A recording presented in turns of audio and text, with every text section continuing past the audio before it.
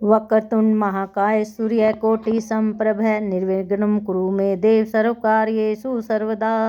बोलिए विष्णु भगवान की जय। बृहस्पतिवार व्रत कथा। भारतवर्ष में एक प्रतापी और दानी राजा राज्य करता था। वह नित्य गरीबों और ब्राह्मणों की सहायता करता था। यह बात उसकी रानी को अच्छी नहीं लगती थी।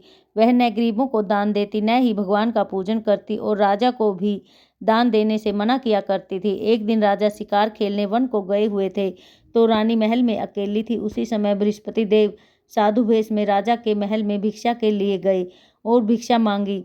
रानी ने भिक्षा देने से इनकार किया और कहा, हे साधु महाराज, मैं तो इस दान पुण्य से तंग आ गई हूँ। मेरा पति ही सारा धन लुटाता रहता है। मेरी इच्छा है कि हमारा सब धन नष्ट हो जाए। साधु ने कहा, हे देवी, तुम तो बड़ी विचित्र हो। धन और संतान तो सभी चाहते हैं, पुत्र और लक्ष्मी की प्राप्ति तो पापी भी करता है। यदि तुम्हारे पास अधिक धन है तो भूखे मनुष्यों को भोजन दो, प्याऊ लगवाओ, मुसाफिरों को लिए धर्मशालाएं खुलवाओ। जो निर्धन अपनी कुंवारी कन्याओं का विवाह नहीं कर सकते, उनका विवाह करा दो। ऐसे और भी कई काम हैं जिनके करने से तुम्हारा यश लोक और परलोक में फैलेगा। परंतु रानी पर उपदेश का कोई प्रभाव न पड़ा। वह बोली, महाराज, आप मुझे कुछ न समझाएं। मैं ऐसा धन नहीं चाहती जो हर जगह बांटती फिरूं। साधु ने उत्तर दिया, यदि तुम्हारी ऐसी इच्छा है तो तथास्तु।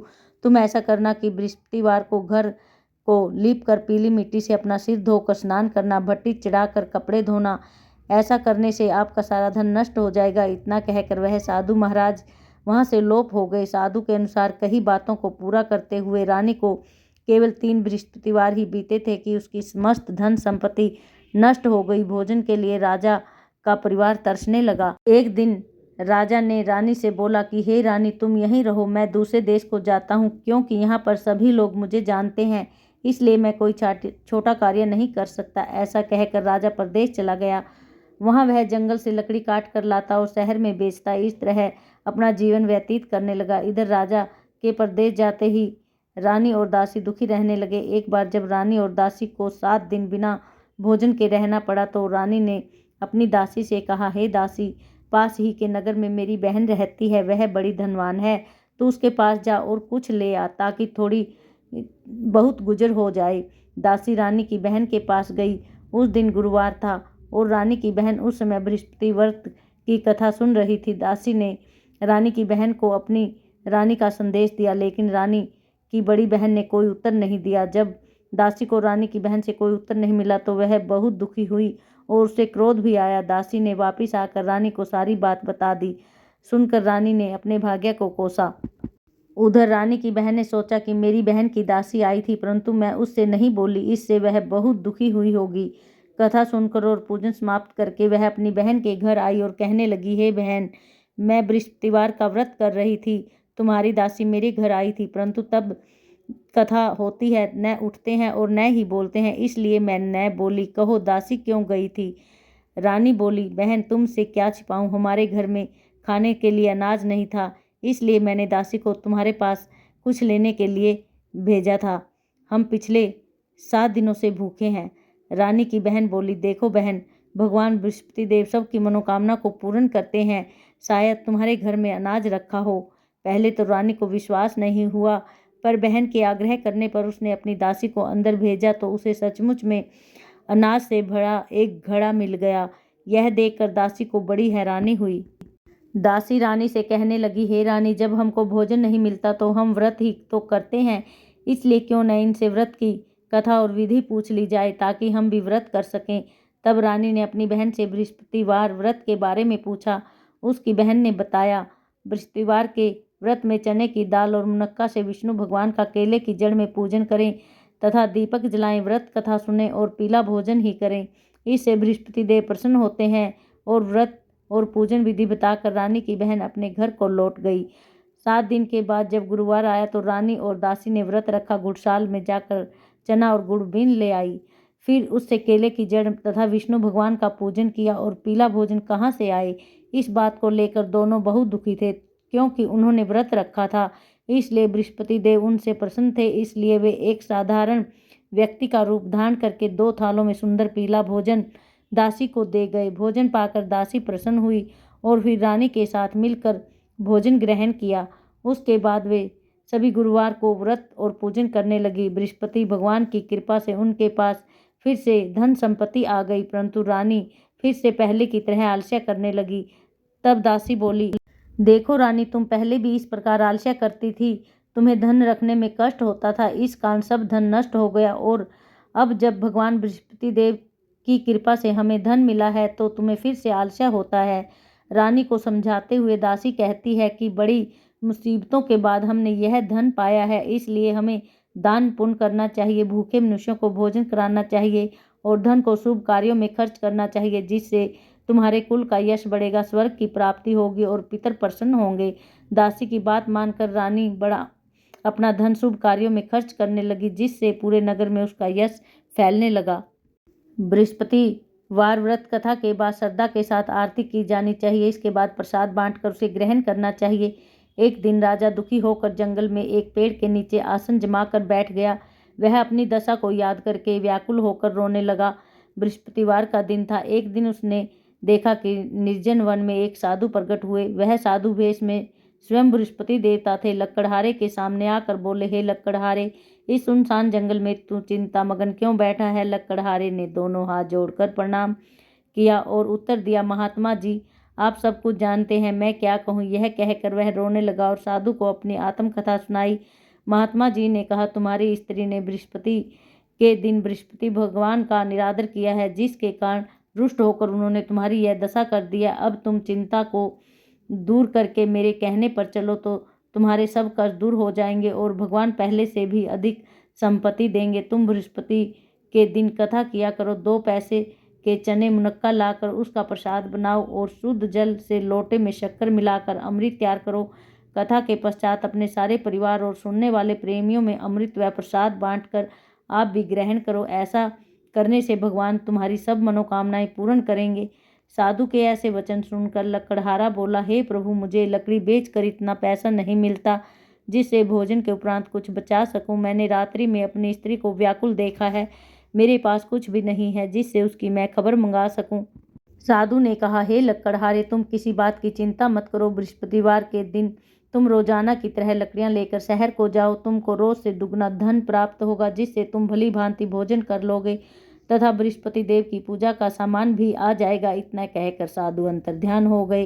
धीरे धीरे समय व्यतीत होने पर फिर वही बृहस्पतिवार का दिन आया। लक्कड़हारा जंगल से लकड़ी काट कर किसी शहर में बेचने गया। उसे उस दिन और दिन से अधिक पैसा मिला। राजा ने चना गुड़ आदि लाकर गुरुवार का व्रत किया। उस दिन से उसके सभी क्लेश दूर हुए, परंतु जब दोबारा गुरुवार का दिन आया तो बृहस्पतिवार का व्रत करना भूल गया। इस कारण बृहस्पति भगवान नाराज हो गए। उस दिन उस नगर के राजा ने विशाल यज्ञ का आयोजन किया तथा शहर में यह घोषणा करा दी कि कोई भी मनुष्य अपने घर में भोजन न बनावे, न आग जलावे। समस्त जनता मेरे यहाँ भोजन करने आवे। इस आज्ञा को जो न मानेगा उसे फांसी की सजा दी जाएगी। इस तरह की घोषणा संपूर्ण नगर में करवा दी गई। राजा की आज्ञा अनुसार शहर के सभी लोग भोजन करने के लिए गए, लेकिन लक्कड़हारा कुछ देर से पहुंचा, इसलिए राजा उसको अपने साथ घर लिवा ले गए और ले जाकर भोजन करा रहे थे तो रानी की दृष्टि उस खूंटी पर पड़ी जिस पर उसका हार लटका हुआ था। वह वहां दिखाई नहीं दिया। रानी ने निश्चय किया कि मेरा हार इस मनुष्य ने चुरा लिया है। उसी समय सिपाहियों को बुलाकर उसको कारागार में डलवा दिया।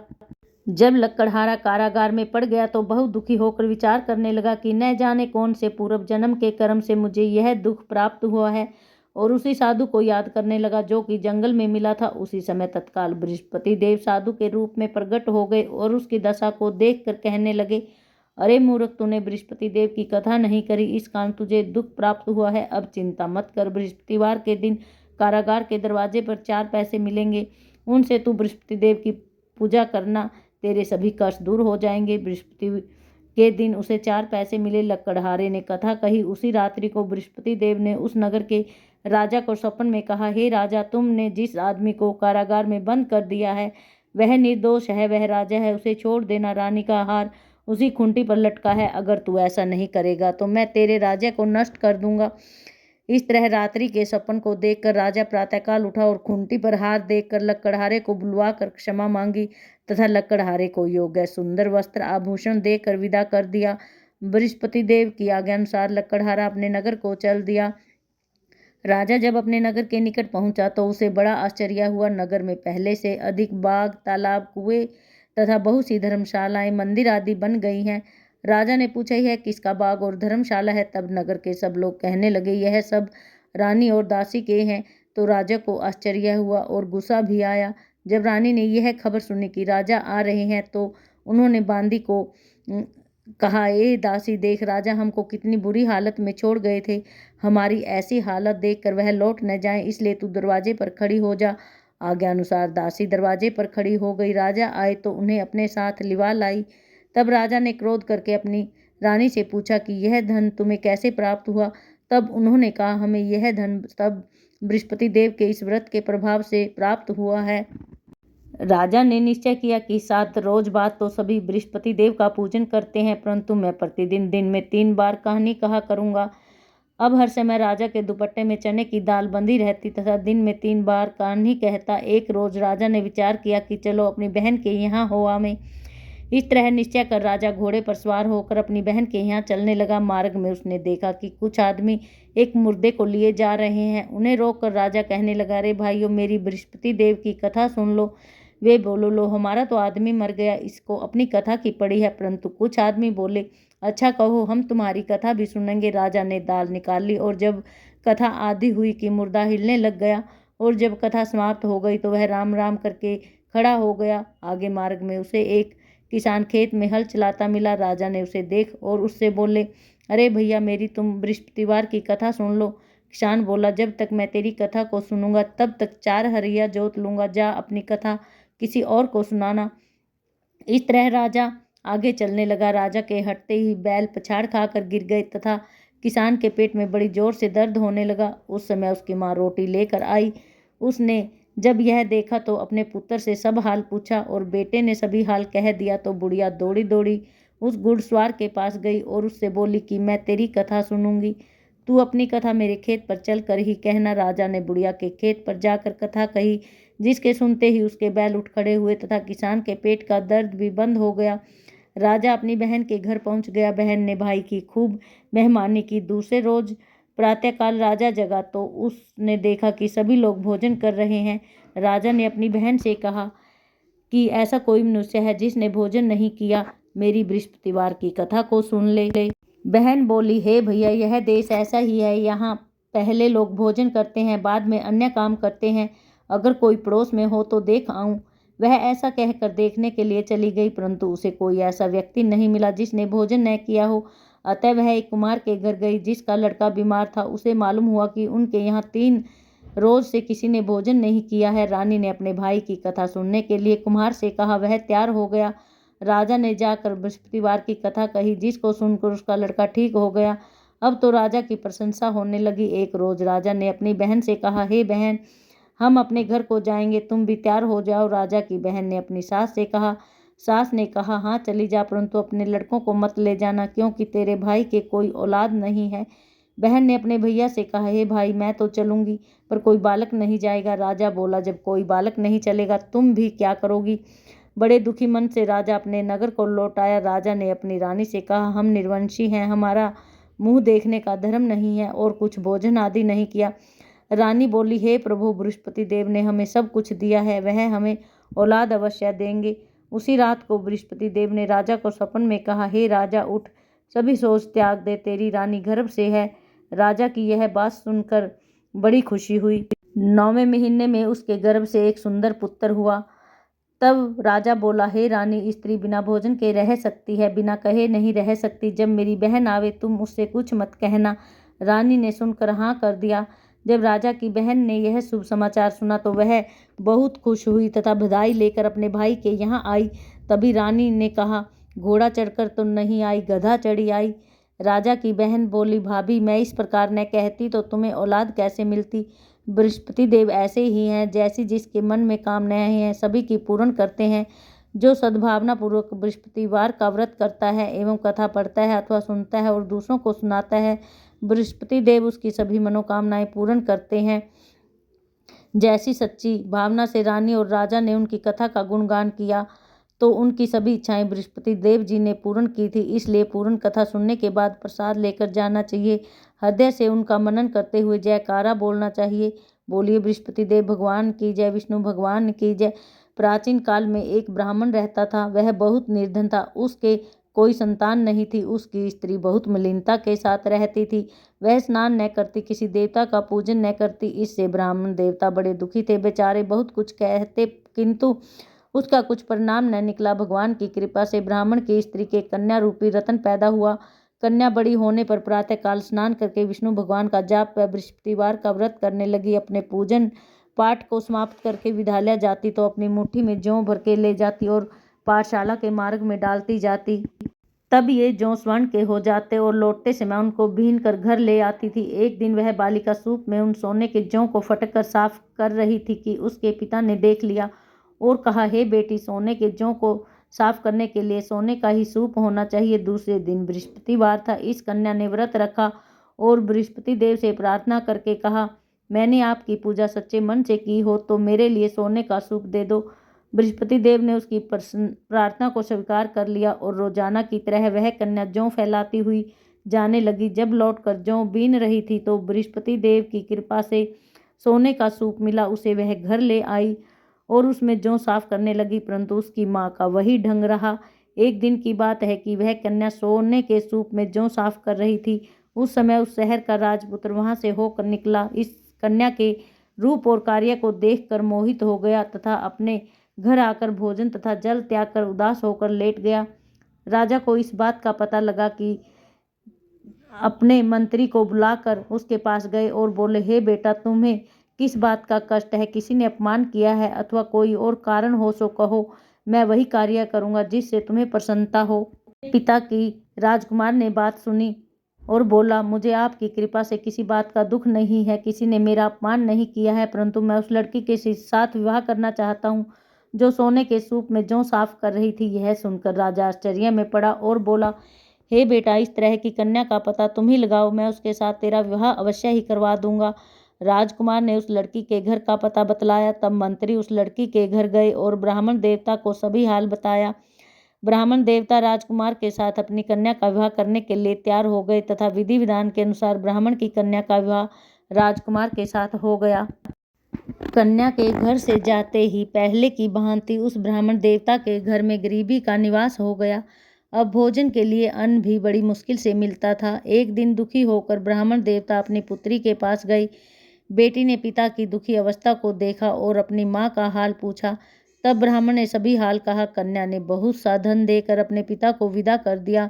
इस तरह ब्राह्मण का कुछ समय सुखपूर्वक व्यतीत हुआ। कुछ दिन बाद फिर वही हाल हो गया। ब्राह्मण अपनी कन्या के यहाँ गया और सारा हाल कहा तो लड़की बोली, हे पिताजी, आप माता जी को यहाँ लिवा लाओ, मैं उसे विधि बता दूंगी जिससे गरीबी दूर हो जाए। वह ब्राह्मण देवता अपनी स्त्री को साथ लेकर पहुँचे तो अपनी माँ को समझाने लगी, हे माँ, तुम प्रातःकाल प्रथम स्नान आदि करके विष्णु भगवान का पूजन करो तो सब दरिद्रता दूर हो जाएगी। परंतु उसकी माँ ने एक भी बात नहीं मानी और प्रातःकाल उठकर अपनी पुत्री के बच्चों की जूठन को खा लिया। इससे उसकी पुत्री को भी बहुत गुस्सा आया और एक रात को कोठरी से सभी सामान निकाल दिया और अपनी माँ को उसमें बंद कर दिया। प्रातःकाल उसे उसमें से निकाला और स्नान आदि करा के पाठ करवाया तो उसकी माँ की बुद्धि ठीक हो गई और फिर प्रत्येक बृहस्पतिवार को व्रत रखने लगी। इस व्रत के प्रभाव से उसके माँ बाप बहुत ही धनवान और पुत्रवान हो गए और बृहस्पति देव जी के प्रभाव से इस लोक के सुख भोग कर स्वर्ग को प्राप्त हुए। बोलिए विष्णु भगवान की जय। बोलिए बृहस्पति देव भगवान की जय। जय बृहस्पति देवा, ओम जय बृहस्पति देवा, छिन छिन भोग लगाऊं कदली फल मेवा। ओम जय बृहस्पति देवा, तुम पूर्ण परमात्मा, तुम अंतर्यामी, जगत पिता जगदीश्वर, तुम सबके स्वामी। ओम जय बृहस्पति देवा, चरणामृत निज निर्मल, सब पातक हरता, सकल मनोरथ दायक, कृपा करो भरता। ओम जय बृहस्पति देवा, तन मन धन अर्पण कर जो जन शरण पड़े, प्रभु प्रगट तब होकर आकर द्वार खड़े। ओम जय बृहस्पति देवा, दीन दयाल दयानिधि भक्तन हितकारी, पाप दोष सब हरता भव बंधन हारी। ओम जय बृहस्पति देवा, सकल मनोरथ दायक, सब संशय हारो, विषय विकार मिटाओ संतन सुखकारी। ओम जय बृहस्पति देवा। जो कोई आरती तेरी प्रेम सहित गावे, जेठानंद आनंद कर सो निश्चय पावे। ओम जय बृहस्पति देवा, जय बृहस्पति देवा। सब बोलो विष्णु भगवान की जय, बोलो बृहस्पति देव भगवान की जय। हरि ओम।